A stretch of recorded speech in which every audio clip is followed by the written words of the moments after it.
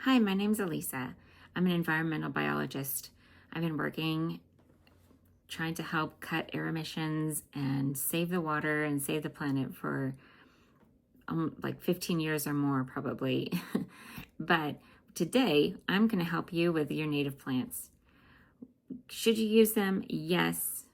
How you use them, that's the important thing. That's what we need to talk about. So first of all, what are we talking about when we talk about natives? We're talking about plants that adapted and we're talking about plants that adapted and what are we talking about?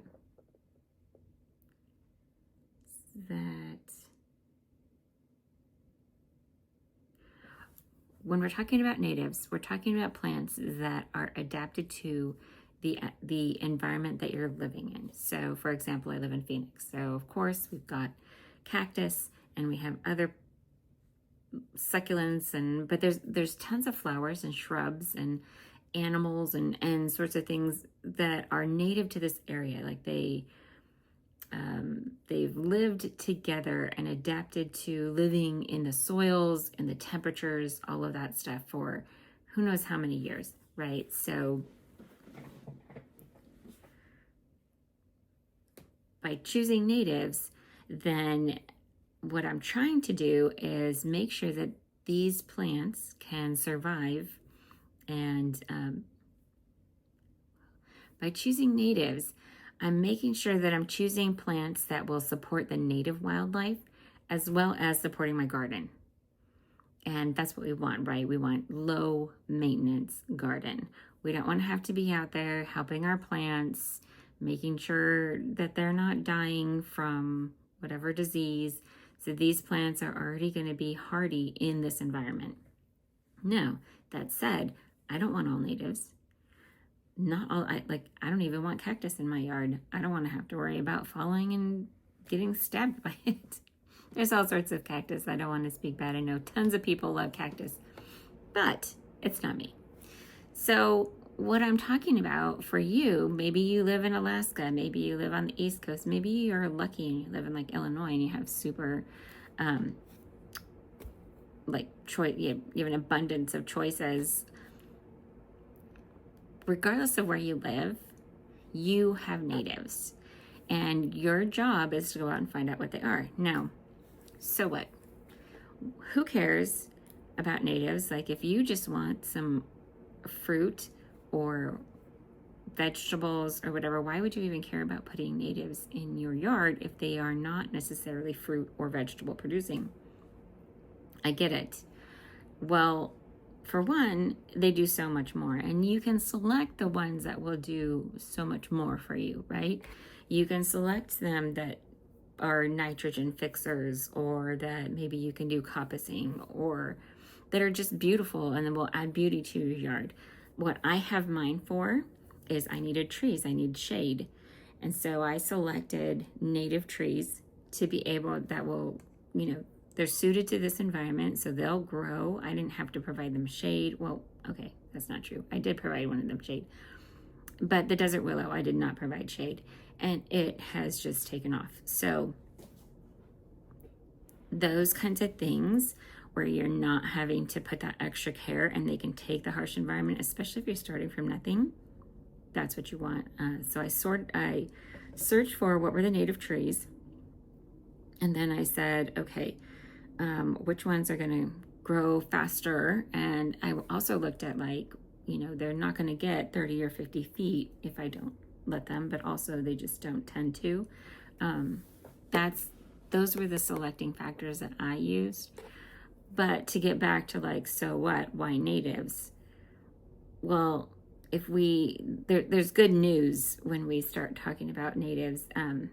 If we just replace 10% of our lawns with native plants, we could potentially erase a good chunk of this insect apocalypse that's going on. I don't know if you've heard, but just about everybody sprays insecticides. Just about everybody. So we're talking businesses, we're talking city parks, we're talking homeowners associations. Just about every homeowner probably not every homeowner, that's exaggerating a little, but so many people and so many places are spraying them that we're killing off the insects that could potentially be helping us. Now, I get it. Like, I'm not a bug person. I don't like bugs. I don't want them crawling on me. I don't even want to see them. I have some hilarious stories that I'll tell you later about how I react, because it's completely like instinct freak out and everything. But when I walked out my door and like for weeks or months, I was noticing that there were bees there on the ground, like they had just dropped out of the air dead. I was so sad, for one, because I love bees. Not that I like getting stung, but I love bees. I love what they do.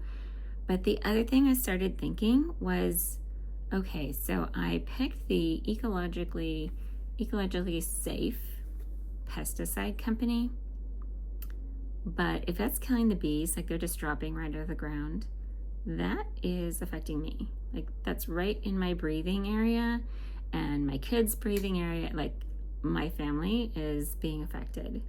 We didn't even know. Like, we wouldn't even know. We thought we were doing a good thing by trying to pick the good one, right? We're always trying to do the good thing, but it's still doing harm. And that's why I'm doing this video, because I want you to know native plants and like getting rid of the pesticide thing. These natives need you.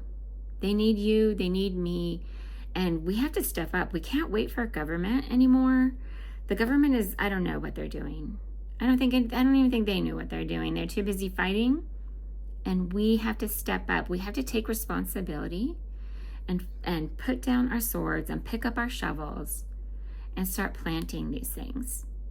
And like I said, 10%, that's not everything. That's like get a bucket.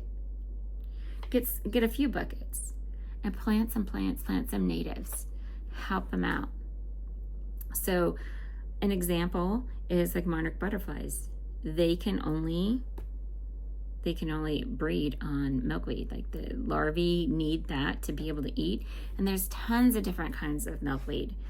Tons of different kinds. Like, if you're in the corridor, which it's like, if you look at the maps, it's actually probably a little wider or in different areas, but a lot of people have that in the United States, where they could, if they would plant this milkweed, it would help them out. And there's milkweed that's adapted to like Arizona, and there's milkweeds that are adapted to Michigan or California.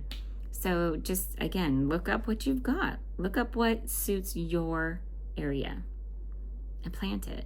Figure out how to plant it, or buy it already planted and sprouted.